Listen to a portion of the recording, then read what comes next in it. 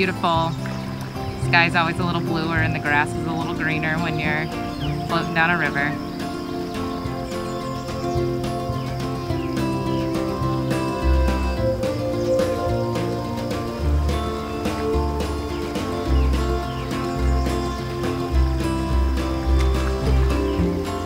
You could float the same piece of river 10 times and it's different each time, so discovery is always a huge part.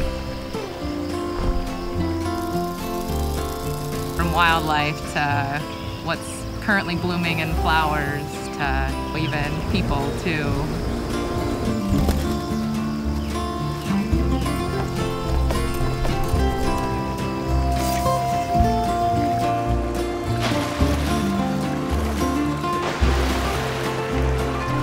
Every turn in the river is different.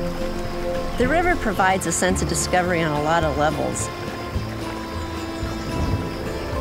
Things are shaping and moving constantly.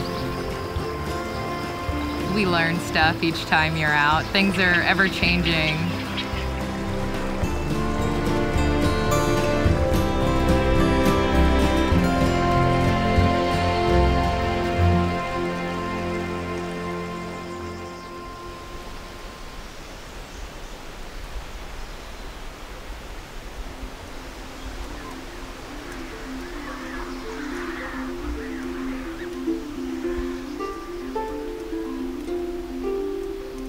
The Missouri National Recreational River is continually changing. There's never 2 days that are exactly alike. It's unique. It's America's longest river, 2,341 miles. The Missouri National Recreational River is part of the National Wild and Scenic River System. It's managed by the National Park Service and consists of a 39-mile district and a 59-mile district. This stretch of the Missouri River provides visitors with an opportunity to experience the river as it once was, to just kind of get out and really enjoy what nature has to offer.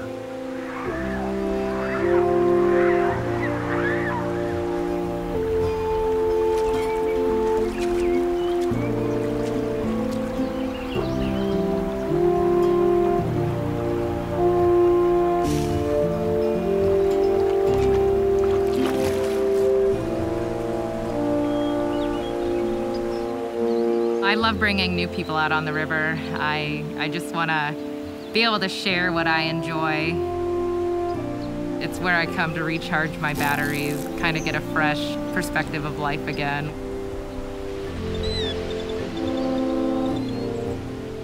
It gets in your blood, it gets in your system, and it becomes part of who you are. The river provides this really very tranquil experience. And if you can transport yourself in your mind back to historic days and think what it would have been like to be with Lewis and Clark or a fur trader or with the Native Americans.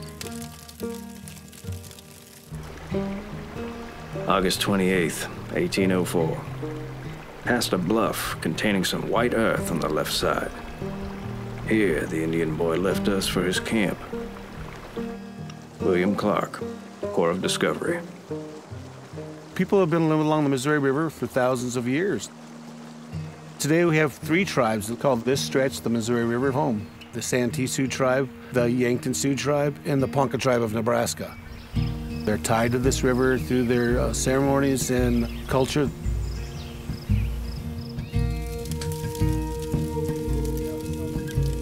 The rivers are the life givers.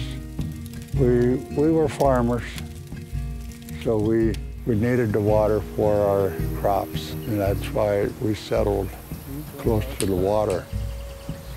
So, Ni is water, so we'll say that. Ni, water. Ni. How do you say smoky water? Ni Shude. There you go. Ni Shude, Missouri River. The Missouri River is part of our DNA. It's who we are. As a Ponca, the Missouri River is sacred. The Missouri River National Recreation Area, I see it as a positive for youth. You know, work with the National Park Service to teach these kids like fishing skills, so when they grow up, you know, they'd be more self-reliant on what resources we have in the Missouri River. to make sure our children have a bright future. And a lot of people don't understand that, you know, that water is life for us.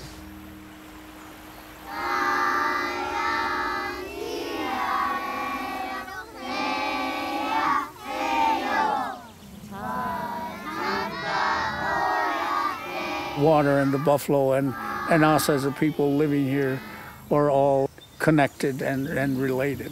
We say mini, we choni, water of life, and our sustenance is from there. We believe that there is a spirit in the river. So when we do a ceremony or we have a camp along the river, then we make a gift to the river, and then the river brings us gifts. We have stories, we have burials, we have ceremonial sites, and so people who are non-native, when they come here, they can be nice to the river, and they can be nice to the land, and they could even be nice to us. The river itself is a sacred site. Our connection to the river is not just the water, but it's also everything that comes with it.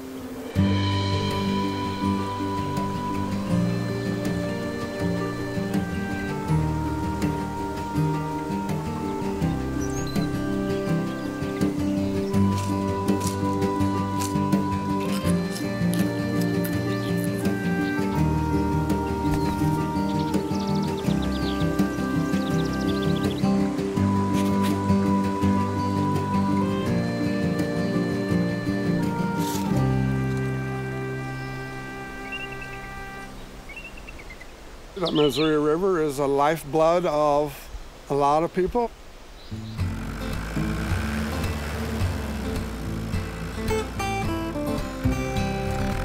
There's a lot of farmers that say, well, you're so lucky to live down here by the Missouri River. And I said, you're welcome to come down and try it sometimes.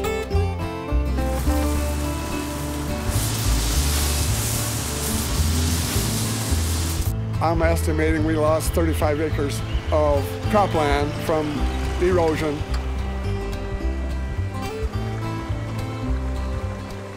During the flood of 1952, then we lost about 80 or 90 acres. Took this guy's house, and that house went 5 miles downstream. Gotta kick that out of your mind and enjoy the scenery that we have at the Missouri River.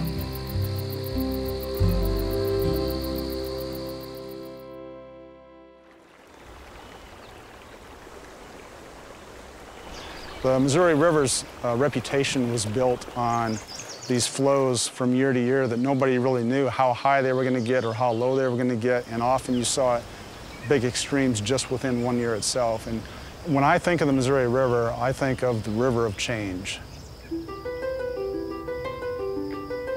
It's always changing itself, and it's always changing the landscape around it.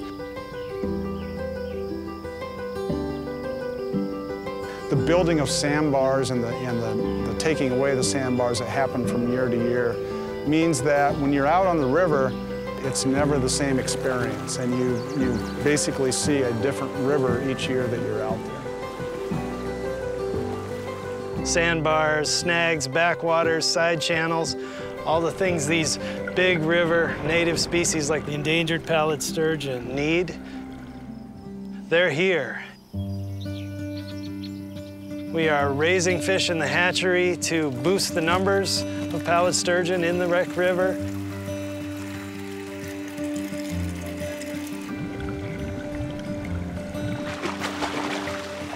We're part of the pallid sturgeon monitoring program.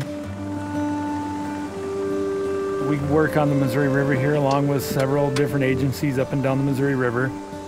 We go out daily throughout the year and use different gears to sample the sturgeon and other native fish of the Missouri River. Shovel nose. There's scientists all up and down this river that are doing their best to understand how this river is changing, how it has changed in the past, and maybe we can try and figure out what's going to happen to this river in the future. We're out here working with endangered species, so we work hand in hand with the Fish and Wildlife Service and the National Park Service.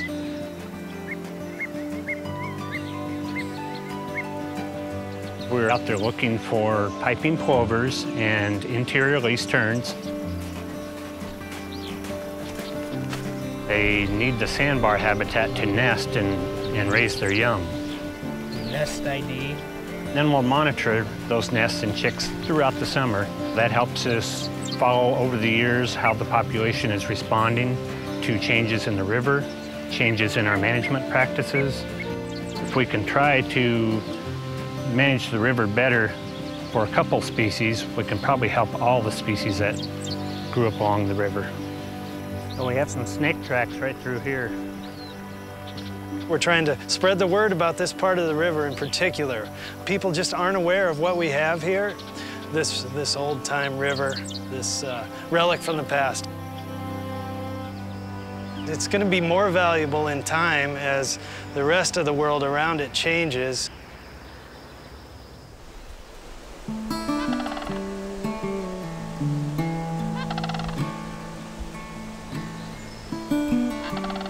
It's hard to put a direct value on something like the Missouri River here. It's a part of who we are. It's a part of what America represents. The Missouri National Recreational River, it becomes kind of part of you. The changes of the season, the smells, the sounds, all those things kind of meld together to make, you know, it's a deep spiritual feeling. To our visitors, I think it's an opportunity for them to get a sense of what the old Missouri River was like.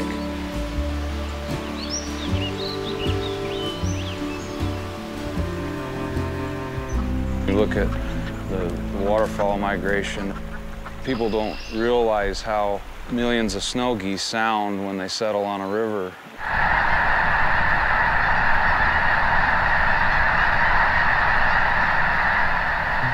A big flock of snow geese in the distance.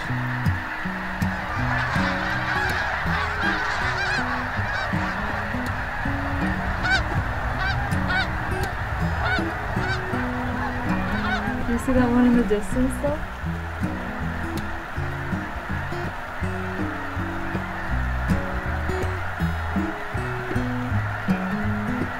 Every season has its different phases and a different beauty to it.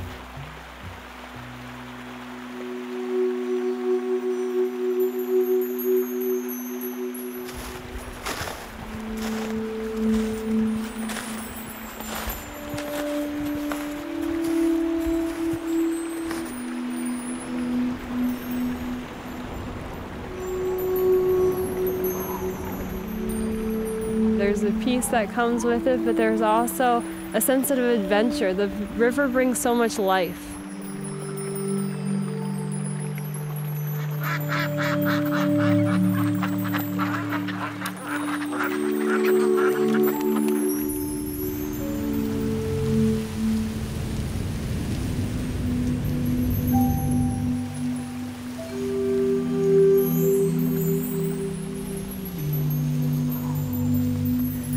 So fun to see the tracks.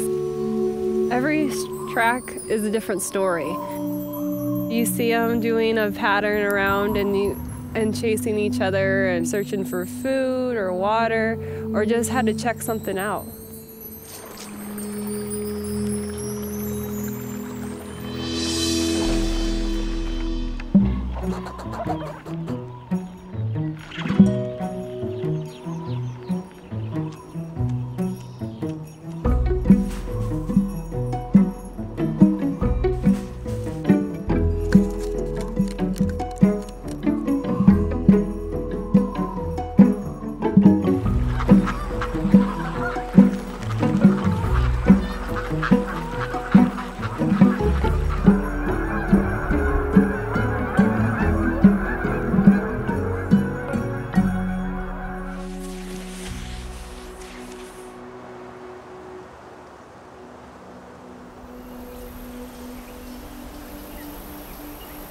It's a piece of river where you can come.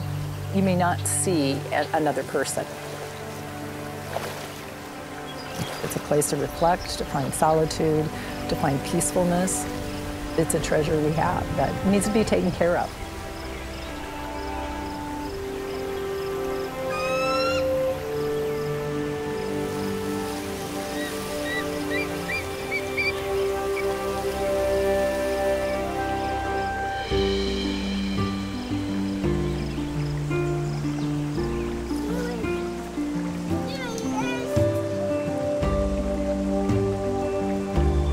I grew up on the river. You know, I've enjoyed living along the river. I wouldn't want to live anyplace else. I'm glad to see that there's an awful lot of people that are river lovers. There's always something new to discover and something new to explore. This ecosystem is constantly giving back to us and providing new things to learn and understand. Whether you're here for a day on a paddle trip, or you're here hunting or fishing, or if you're a landowner and a farmer, we all have a role to play in making sure that this river is what it is going into the future. It's actually kind of cool. But we're all river stewards of this great place, the Missouri River.